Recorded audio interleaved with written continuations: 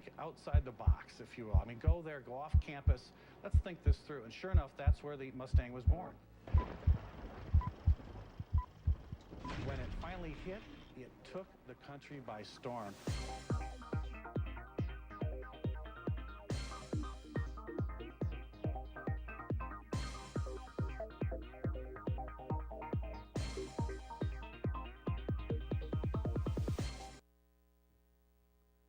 Hello everybody, and welcome to another edition of Cars in Context. I'm your host, John Clor. You know, this is the Motor City, and this is the show where we put cars into the context of your everyday life. We've got a wonderful show for you today. You recall back in the day when there was that movie called Who Killed the Electric Car?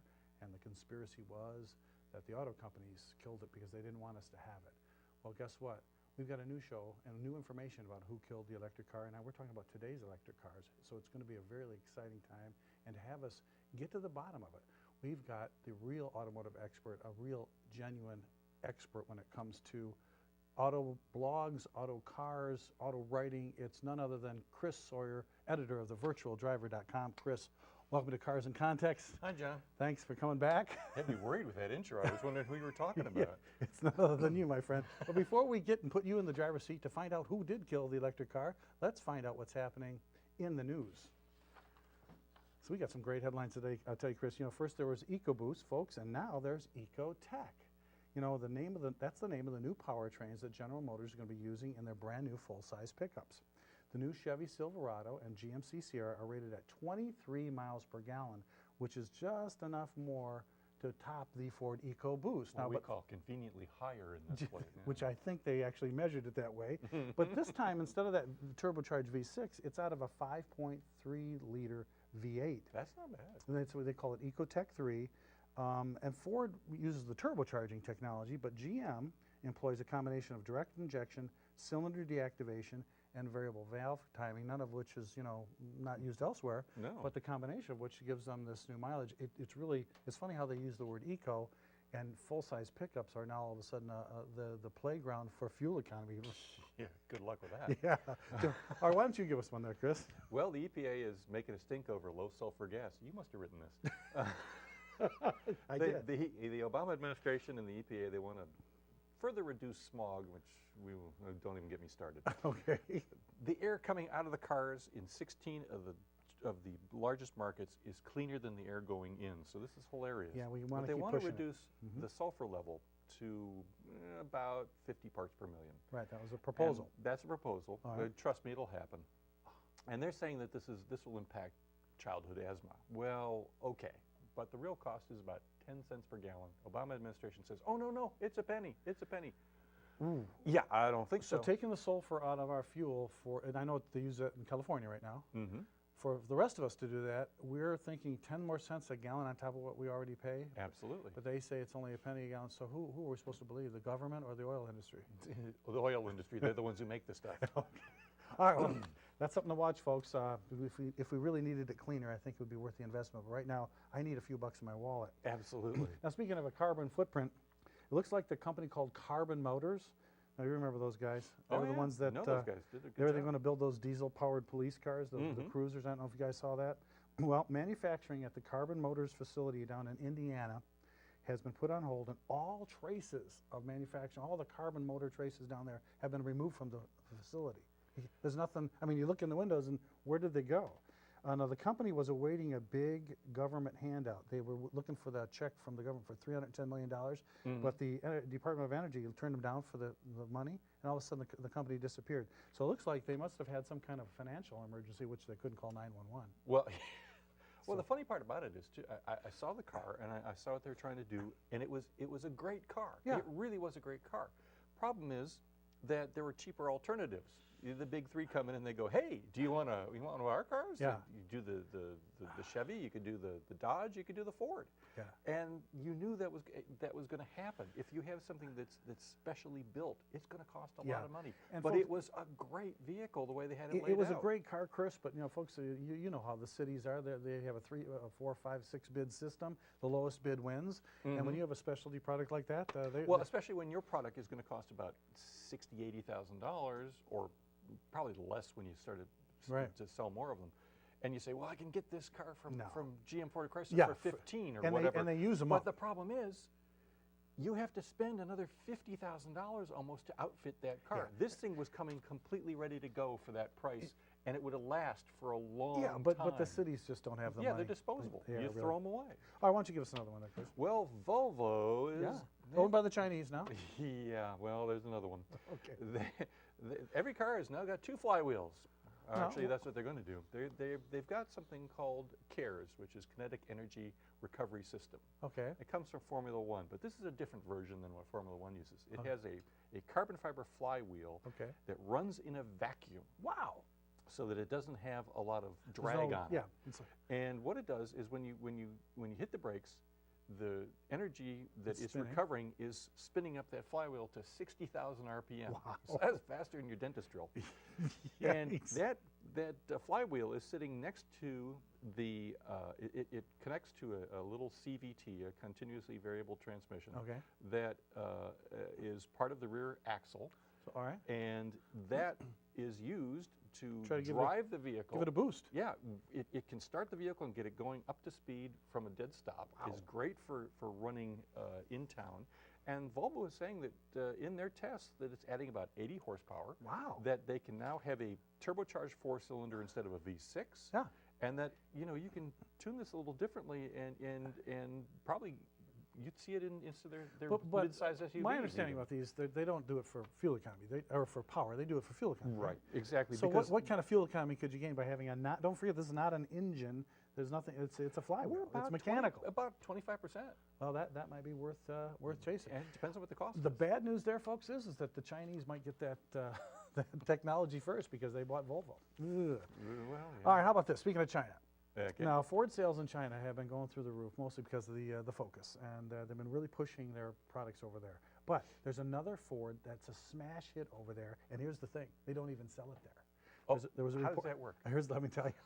There's a report on the Detroit News that says the $40,000 SVT Raptor off-road truck that you guys have probably seen around town, they're selling for up to $160,000. Wow, I've in heard China. a dealer markup, but It's good ridiculous. Lord.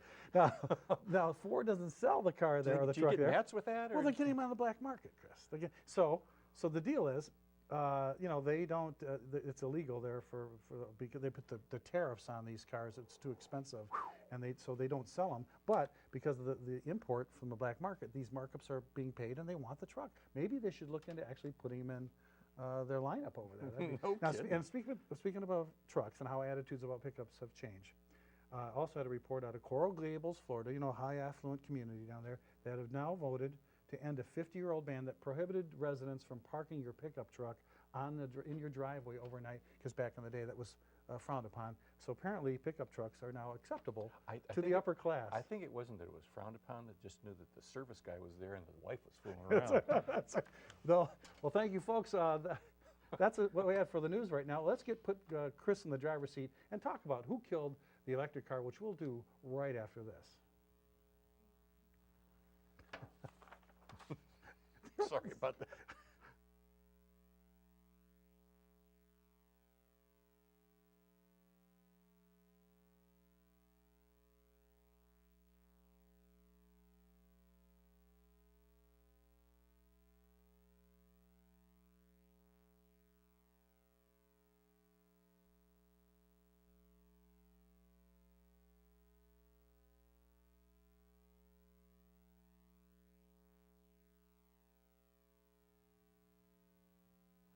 Welcome back to Cars in Context. I'm your host, John Clor. Today we're going to be talking about who killed the electric car, and in the realm of today's electric cars.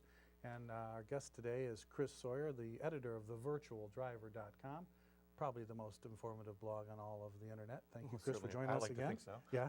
Now, Chris, we've talked about electric cars before on this show, and folks, I know that you've always been interested in this subject, and it's been in the news a lot. But now the electric car has been in our marketplace for several sales cycles, and the fact of the matter is, just as we were predicting, electric cars have not changed the mix, if you will, of our choices when we go to buy alternative fuel vehicles.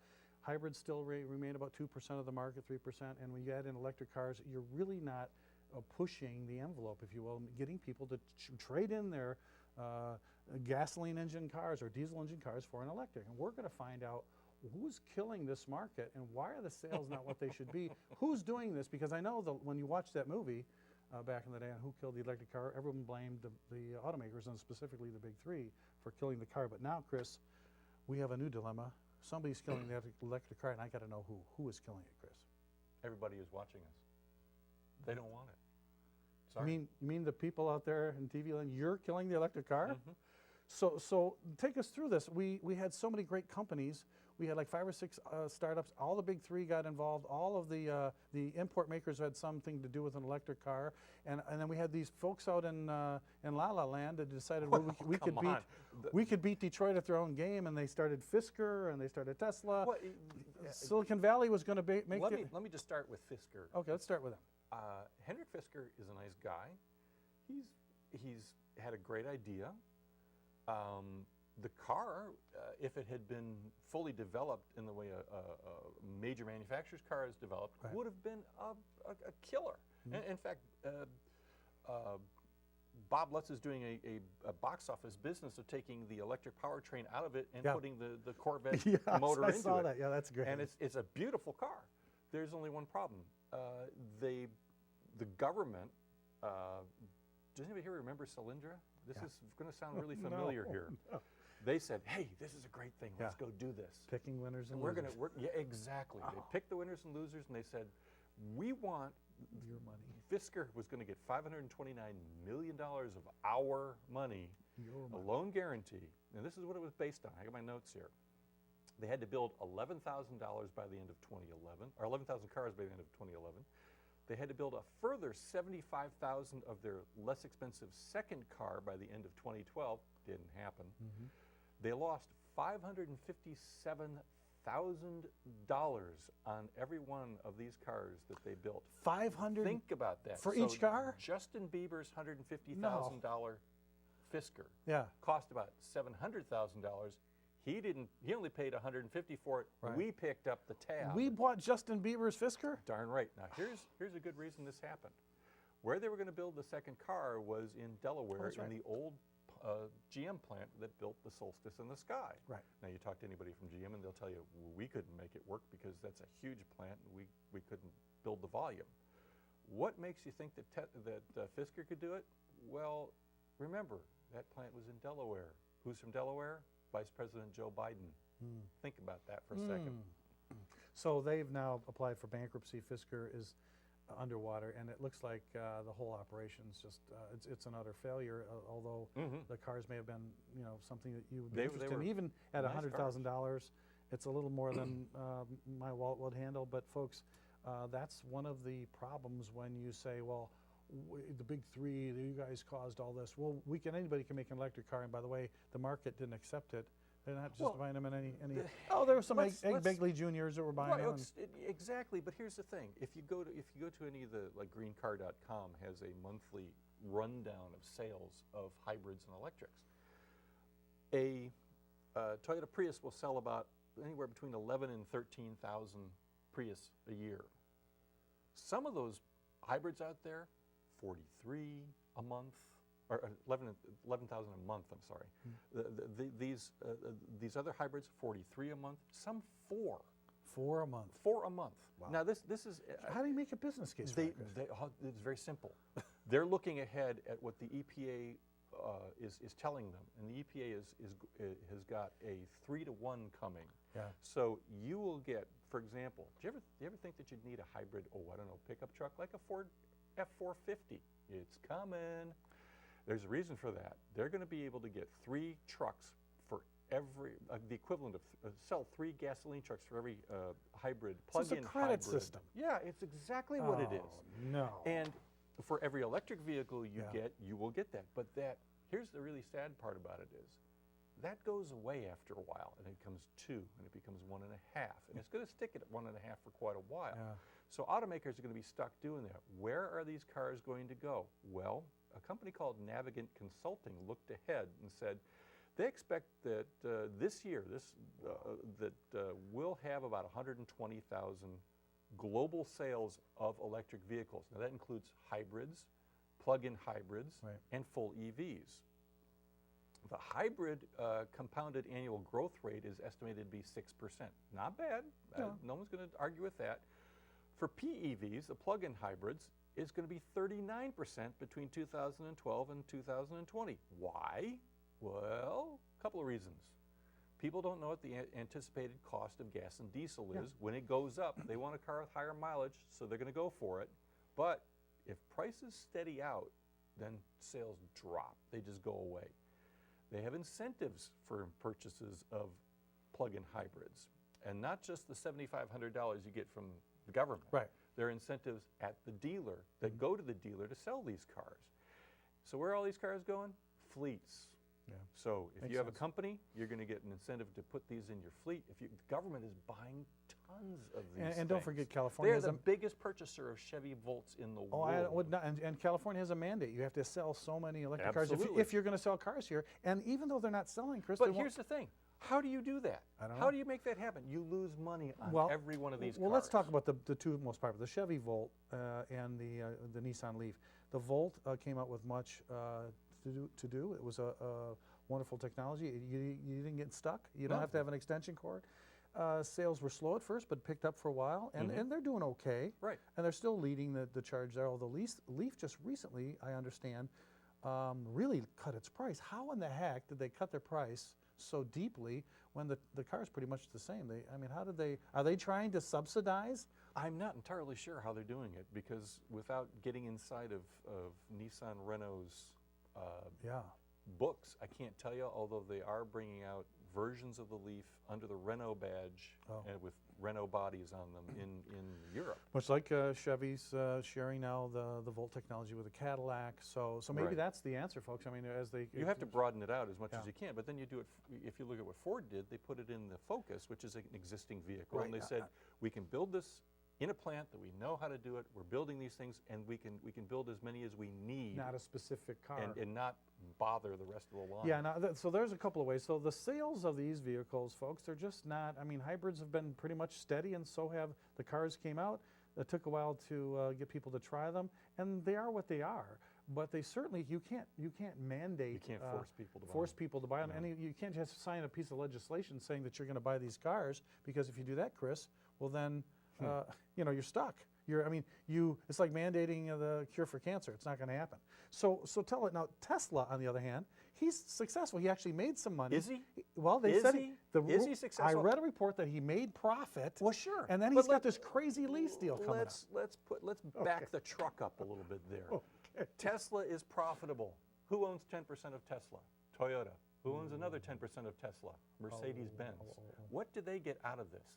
They get access to the drive system, but they also get to count those cars against their necessary mandate for Okay. electric vehicles. Okay, that So makes sense. that's why this is being done. All right. Without Toyota, without Mercedes, Tesla would be out of business, no doubt about it. Okay. So the whole thing we saw about this, there's a lease where if you buy the Tesla and There's another you problem bring it Tesla's back, they got. said, If you go to the virtual driver website, blatant plug there. There's a piece in the opinion page called "Cutting Through All the EV BS." I like to use letters. And part of and Joe Barrasso, the guy who designed all of the architecture, electrical architecture for the Volt, great guy. He knows this backwards and forwards. Is a car going to get electrified? Yes, because it can be very efficient, and it will be efficient, and it will be great once we can afford it. Right. We're pushing the market. Right. And he has got a great point in that Tesla has got loan guarantees just like Fisker did. And they have to build 400 cars a week at some point, Wow. or is it a month? Either way, it's a lot Yeah. of Teslas. a lot more than the market's going to bear, Chris. And much more than the market's going to bear. And he says, if I was Tesla, the first thing I would do is I would build those cars. I would prove that I could build the 400 cars in that time frame, and then I would go back to what the market wants. Right. Folks, it's a classic case. But before, I can't stop the conversation about electrics till I talk about Detroit Electric. When you talk about electric cars, there was a company called Detroit Electric back in 1907. Built great cars. Great little car. Jay Leno has one. These were the first foray into the electric market. They ran on batteries. They were quiet. Didn't have to put up with the horses. Yeah, And really, so Henry there was a Ford- real choice here. But there's one on the screen there. Yeah. Between this quiet little electric car and the smelly gasoline car, and then the horse-drawn carriage. Women loved the Detroit Oh, yeah. Electric because it wasn't stinky and. Henry Ford's wife had one. Well, there you go. So the company, of course, eventually America decided, and they decided they didn't want electric cars, and the batteries and the hassles, and they went with the gasoline cars, and by the late 20s, Detroit Electric was no more. But Right. Chris, there was a big news conference in town, and all of a sudden Detroit Electric is back, but it's very little. it's not It may Detroit be Electric. electric, but it's very little Detroit. No, What's the deal about this one? The CEO of Detroit Electric is a former Lotus Engineering fellow by the name of Albert Lamb, and ex-Apple and other things as well. And heading up the company here is another ex-Lotus Engineering guy by the name of Don Grunstadt. And what they're doing for their first cars, they're basically bringing in, this is going to sound really familiar to those of you who had Tesla Roadsters, Lotus Elise with updated bodywork and their electrics in it. And so I don't know how they're doing this, quite honestly, because they've got a number. They can sell 999 of them, because if you get to 1,000, then you have to meet all the crash standards. Oh, and no. you have to meet all the. It's not to say the car isn't safe. Please don't get me wrong. It is a lovely car, but they have to keep it below this volume level. They have to make all these really goofy things to do this. They're going to sell most of them, if not all of them, outside of the country. Yeah. I'll be surprised if they sell all 999 of them. And their second car is a Cherry, I think it is, a Chinese car that they're going to electrify. Yeah. So probably the first true Chinese car sold in the U.S. market is going to be through Detroit Electric. No, I don't get it. This is just so wrong. in All my I'm saying is,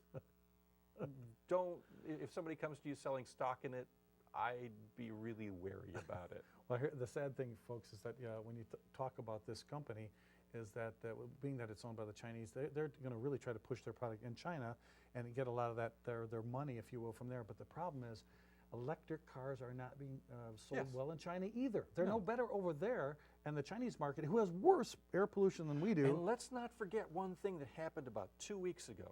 The head of Maserati came out and told the press, you know what, electric vehicles aren't clean. In fact, judging by the numbers from where the electricity comes from, and whether it's coal or gas or nuclear or the rest of it, on average, an electric vehicle pollutes more when you look at where it comes from than a gasoline-powered vehicle. And he stated flatly, Maserati will not build electrified vehicles.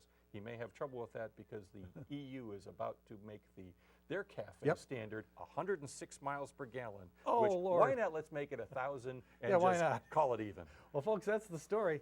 That's definitely who killed the electric car. We did. We don't want them in any great numbers. They may be a great little toy and a conversation piece, but they're certainly not going to At take some point over in the future, our we transportation. may It could want happen, them, but let's not but force right now them. it's not happening. Chris, thanks for that wonderful insight. I'll You're read welcome, more John. about it on the virtualdriver.com, but for right now, we got to go to one of the very favorite segments of Cars in Context, and it's Pride in My Ride. Cool. So let's see what we have. I love this Who's one. the victim this week? The victim is none other than my brother, Jim Clor. Jim lives down in Sun City Center, Florida. And Jim sent me this. Now, he does watch Cars in Context down there because he watches Cars in Context TV on the YouTube channel, and you can do that as well. And here is his car. He's got a brand new, finally, a 2013 Lincoln MKZ sedan. Jim stepped up to the lap of luxury with Lincoln's new branded sedan, and he Pretty car. absolutely thinks it's gorgeous. Jim says, John, the car is absolutely loaded. It's got 300 horsepower. It's got a sunroof that goes over the back window with a push button, just like his old Mercury Breezeway, he said, back in the 60s. No, that was 57, wasn't it? Yeah. And he said this car parks itself. It's got my Lincoln Touch. It's got 19-inch wheels, on and on. It's got a very good-sized trunk, and Jim says it drives like a dream. He said, I was the first one down here in Sun City Center to have this fancy new Lincoln. It's not just cool, it's actually fun to drive. Jim, brother Jim, thank you for sending that into Cars in Context. And thanks for watching us on the YouTube channel. Folks, if you have a candidate for Pride in My Ride, you can send it to me, jclor at carsincontext.com. Now, Chris, I think it's possible. We do have some viewer mail, so we should ask Lauren Parrott. Lauren, is it true that someone has sent in some viewer mail for us to read on the show today? Of course, John. Oh, Oh, thank my goodness you goodness. got it for us. Thank you. Lauren, we really appreciate this. Chris, we have viewer mail again. Oh, and I don't want to touch this one, so I'm going to let you start off. thanks. Let you start off with this first letter, Chris. Go ahead. Okay, this one comes to us from Wayne K. of Centerline, who watches Cars in Context like I do on AT&T Uverse Channel 99. Okay. Said, Dear Chris, I saw your show on alternative fuels and was excited to learn about cellulosic ethanol made from non-edible plant matter like switchgrass and wood chips. Okay. But I recently saw comments from one of the technology's pioneers that said it just isn't viable because of the cost of converting 6 metric tons of raw materials to get 1 ton of ethanol. No. Do you think this idea is now dead? Oh, I wanted it to be true. What? No, It's not dead? not dead. Well, what about that report? Well, it's dead for the time being, like the electric vehicle, but Okay. things will change. It will get better, but all of the plans, all of this, we're going to do this, and it's fabulous, and no, it's going to take time. We don't have the technology yet, the enzymes to turn this over in a very viable, I mean, 6 to 1 is a huge ratio. I understand that. And, you know, I was hoping either this technology or the ones that takes our garbage and turns that into fuel. I was hoping one of those would work because we have a lot of that stuff. Yeah, we'll be doing that about the time the Jetsons are flying around. Okay. Well, I also have one. This one comes to us from Mike B. in St. Clair Shores, who watches Cars in Context on WOW, which is cable channel 10. And it says, Dear John, I got another one, Dear John letter. I read an online forum that said GM will be bringing back the car-based El Camino. Apparently, General Motors renewed the registration for the El Camino model name with the Patents and Trademark Office. You know that? It also said GM had filed to renew the Nomad name. There's one for you guys. Have you heard that these iconic vehicles will be making a comeback in the United States? Well, Mike, I can tell you this. I have heard reports that GM will import and sell the Holden Commodore, which is Australian-built. It's a Ute, and it's a car-based pickup. Well, they're already selling the Chevy SS, Right. which is the Commodore They're selling it. itself, They're going to so, sell it here in yeah, the States. it Now, makes they could sense. also sell their Commodore wagon, and I guess they could make that a Nomad. So, is it possible? I'd say, you know, it would be possible because they're already taking their Commodore sedan and making the Chevrolet SS, which we saw at the Daytona 500. So, Of course, this is just there's another answer to that too. It could just be protecting those names. Yeah, that's right. So it's a what if. They have the ability to bring these cars in. It's like the $6 million man. We have the ability to make them run faster, jump higher, but will we do it? That's a really good question. Folks, if you have a question that you want us to read on the air and answer on the air on Cars in Context, just send a note to me, jclor@carsincontext.com, and we'll be sure to get your question answered by an auto expert, just like Chris Sawyer. Chris, we're out of time already today. It's just not right. I'm sorry, but thanks for coming along, Welcome. and we appreciate your insights, folks. If you want to get more of this wonderful insight, you can log on yourself to thevirtualdriver.com and read Chris's latest. You can also check out our past episodes on Cars in Context TV on the YouTube channel. So until next time, remember that knowledge is power. I'm your host, John Clor. Thanks for watching.